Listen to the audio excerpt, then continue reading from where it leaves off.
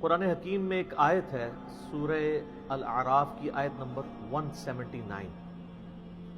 یہ قرآن حکیم میں چند سخت ترین آیات میں سے ہے، اور اس میں اللہ تعالیٰ کی طرف سے ایک بہت بڑا یونیورسل ٹروتھ اور بڑی ہی ایک ڈینجرس خبر انسانیت تک پہنچائی گئی ہے.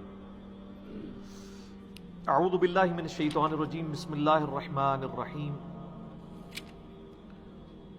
وَلَقَدْ ذَرَأْنَا لِجَهَنَّمَ كَثِيرًا مِنَ الْجِنِّ وَالْإِنسِ، اور بے شک جنوں اور انسانوں کی اکثریت ہم نے پیدا ہی دوزخ کے لیے کی ہے. اللہم اجرنا من النار، آمین. لیکن یہ اللہ نے کوئی ظلم نہیں کیا، بلکہ اللہ تبارک و تعالیٰ نے اس کی ریزن بھی بتائی ہے. یہ اللہ کا ایکسپرٹ اوپینین ہے کہ یہ جو انسانیت اور جنات یہاں پہ آباد ہوئے ہیں، ان میں سے الٹیمیٹلی اکثریت دوزخ میں ہی جائے گی. بڑے کم لوگ ہوں گے جو جنت میں جانے میں کامیاب ہوں گے.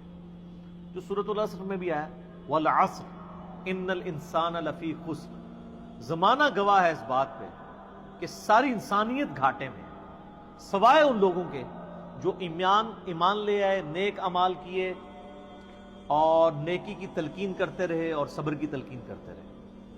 اس کے علاوہ پوری کی پوری انسانیت گھاٹے میں. اور دیکھ لیں زمانہ گواہ ہے کہ حضرت نوح علیہ السلام کے مخالفین تباہ و برباد کر دیے گئے، صرف 78 لوگ جو ہیں وہ کامیاب ہوئے. حضرت لوط علیہ السلام کی 2 بیٹیاں ان کے ساتھ بچائی گئیں، ان کی اپنی بیوی بھی اور پوری قوم تباہ کر دی گئی. پوری انسانیت گھاٹے میں چلتی آ رہی، سوائے ان لوگوں کے کہ جو ایمان لے آئیں گے، نیک اعمال اختیار کریں گے اور حق بات کی تلقین کریں گے اور صبر کی. یہاں پہ سورہ الاعراف کی آیت نمبر 179 میں ہے کہ بے شک جنوں اور انسانوں کی اکثریت پیدا ہی دوزخ کے لیے ہوئی ہے. بولے اعوذ باللہ تعالی. لہم قلوب لا یفقہون بہا، ان کو ہم نے دل دیے تھے، عقل دی تھی، لیکن وہ اس سے سوچتے ہی نہیں.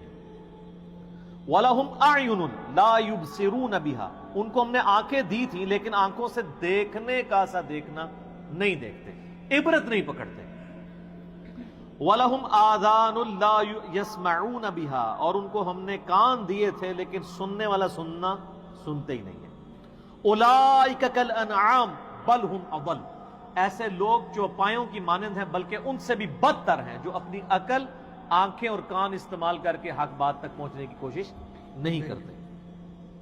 اولئک هم الغافلون، ایسے ہی لوگ ہیں جو اصل میں غافل ہیں. تو اللہ تعالیٰ نے یعنی اس میں ایک غیبی خبر دے دی ہے کہ الٹیمیٹلی یہ ہونے والا ہے. مطلب کیا کہ اب جس نے تیاری کرنی ہے وہ خود تیاری کر لے. اس کو میں ایک مثال سے سمجھاتا ہوں کہ اس وقت تقریباً یہاں پہ 80 کے قریب لوگ بیٹھے ہیں، اور میں یہ کہوں کہ میں ایک گولی چلاؤں گا جس کو بھی لگ جائے، تو ہم میں سے کیا ہر شخص یہ سوچے گا کہ یار ایک ہی گولی ہے، 80 بندے ہیں، کسی اور کو ہی لگے گی، ضروری ہے مجھے ہی لگنی ہے؟ ایسا تو کوئی نہیں سوچے گا، سب دڑکی لگا دیں گے. لیکن آخرت کا معاملہ کیا ہے؟ بخاری و مسلم دونوں کی حدیث ہے متفق علیہ کہ آدم علیہ السلام کو حکم ہوگا کہ جنتیوں اور دوزخیوں کو الگ کرو. حضرت آدم علیہ السلام پوچھیں گے کہ اے اللہ کتنے جنتی اور کتنے دوزخی؟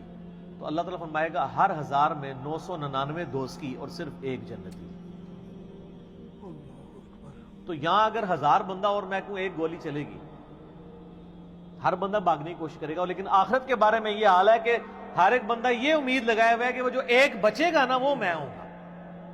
اور ادھر 1000 بندے کے اوپر ایک گولی چلائی جائے تو 1000 کا 1000 سوچے گا جو ایک پھڑکے گا وہ میں ہوں گا.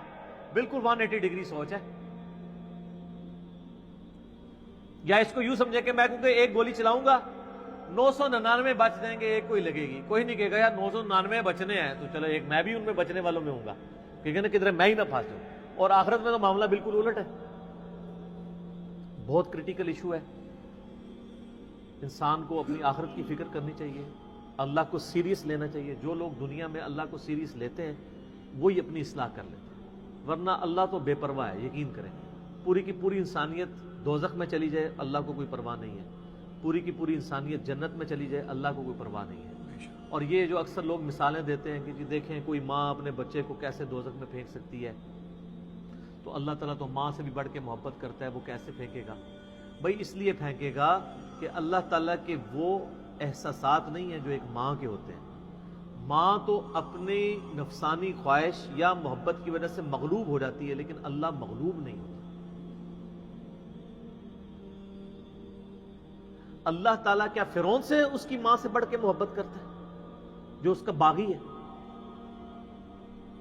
یہ محبت تو ان لوگوں کے لیے جو اس کے تابع فرمان ہو.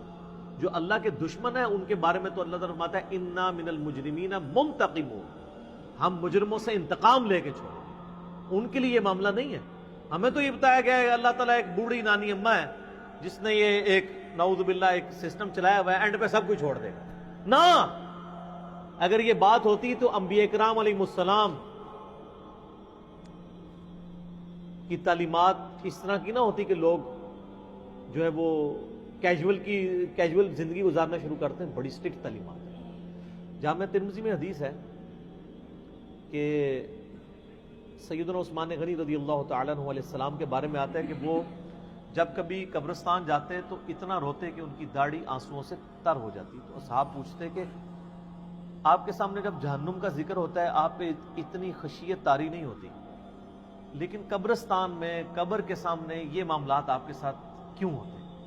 تو انہوں نے کہا کہ میں نے نبی علیہ السلام سے خود سنا تھا کہ قبر آخرت کی منزلوں میں سے پہلی منزل ہے، جس کی یہ منزل پھنس گئی اس کی اگلی منازل مشکل ہو جائے گی، اور جس کی یہ منزل آسان ہوئی اس کی اگلی منازل آسان ہوتی چلی جائے گی. یہ وہ شخص کہہ رہا ہے جسے 3 دفعہ جنت کی بشارت ملی ہوئی ہے. ہمارے پاس کوئی جنت کا ٹکٹ نہیں ہے اور ہماری بے پرواہی اپنے عروج کے اوپر ہے. اسی کو پنجابی میں کہا جاتا ہے نا، عقل نہ ہوئے تے موجیں ہی موجاں، عقل ہوئے تے سوچیں ہی سوچاں. جسے عقل نہیں ہوگی وہ موجیں مارے گا کیونکہ اسے پتہ نہیں ہے نا، لیکن جسے عقل ہوگی وہ سوچے گا کہ یار یہ معاملہ تو بڑا خطرناک ہو جائے. صحیح بخاری میں حدیث ہے، نبی علیہ السلام نے فرمایا آپ ایک جگہ سے گزرے، کچھ اصحاب آپس میں یعنی ہنسی مذاق کرتے ہوئے ہنس رہے تھے، تو آپ کھڑے ہو گئے. آپ نے فرمایا جو کچھ میں جانتا ہوں نا اگر تم جان لیتے تو بہت کم ہنستے، زیادہ رویا کرتے. بہت سیریس کیس ہونے والا. صحیح مسلم میں حدیث ہے، آپ علیہ السلام فرمایا میں نے ارادہ کیا کہ میں اللہ سے دعا کروں کہ تمہیں عذاب قبر سنوا دے. دکھانے والی تو کہانی ختم سر، سنوا دے. لیکن مجھے ڈر ہوا کہ اگر تم نے عذاب قبر سن لیا تم اپنے مردوں کو دفنا نہیں چھوڑ دو، ایسی خشیت تم پہ طاری ہو جائے. لیکن یہ اللہ تعالیٰ نے سب کچھ پردے میں رکھا ہوا ہے سر. صحیح بخاری میں حدیث ہے کہ میت جو ہے وہ چارپائی پہ کلام کرتی ہے. نیک میت کہتی ہے مجھے جلدی جلدی میری جگہ کی طرف لے چلو، اور جو بری میت ہے وہ چیخو پکار کرتی ہے کہ مجھے کہاں لے کر جا رہے ہو. اور نبی علیہ السلام کے الفاظ ہیں صحیح بخاری میں کہ زمین و آسمان کی ہر مخلوق اس کی چیخیں سنتی ہے سوائے جنوں اور انسانوں کے، کیونکہ جنوں اور انسانوں کو اللہ تعالیٰ نے غیب کے پردے میں یہ چیزیں رکھی ہیں نا، اسی کے اوپر تو جنت ہے. ان الذین یخشون ربہم بالغیب لہم مغفرۃ واجر کبیر. جو لوگ بن دیکھے اپنے رب سے ڈرتے ہیں ان کے لیے مغفرت ہے اور اجر کبیر ہے. دیکھ کے تو سب نے مان لینا ہے، پھر سر اس سے بھی آگے اگر آپ چلے جائیں صحیح بخاری میں یہ حدیث موجود ہے کہ جب میت کو سوالات کے جوابات نہیں آتے نا تو فرشتے اس سے پوچھتے ہیں کہ تجھے سوالات کے جوابات جو نہیں آئے یہ کیا معاملہ تیرے ساتھ ہوا؟ تو وہ کہتا ہے میں تو وہی کہتا تھا جو لوگ کہتے تھے، سن سنا کے سننی تم نہیں، پڑھ پڑھا کے سننی نہیں. تو فرشتے کہتے ہیں تو نے خود پڑھ کے سمجھنے کی کوشش کیوں نہیں کی؟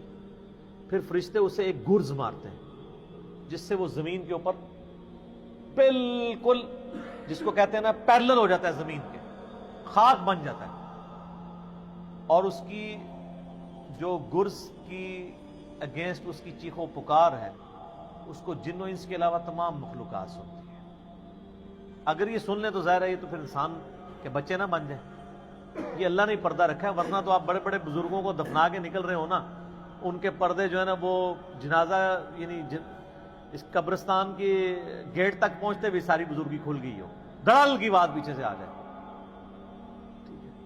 لوگ ایسے بزرگی کا دعویٰ بھی پھر چھوڑ دیں گے، وہ ڈرتے رہیں گے نا. تو یہ اللہ نے پردے رکھے ہوئے. تو اس عید کے اوپر میں یہی پیغام دوں گا کہ اللہ کو سیریس لیں، اور سیریس لینے کا پھر مقصد یہ ہے کہ یہاں پہ ہمارے سب کانٹیننٹ میں کیا ہوتا ہے، یہاں پہ وہ پی کے والا ہی کام چل رہا ہے، دکھلاوا ہی سارا کے سارا چل رہا ہے. سب کانٹیننٹ میں انڈیا، پاکستان، بنگلہ دیش، افغانستان کے اندر یہ ہے کہ اگر کوئی شخص خدا کی طرف راستہ بھی اختیار کرتا ہے نا تو زیادہ کیا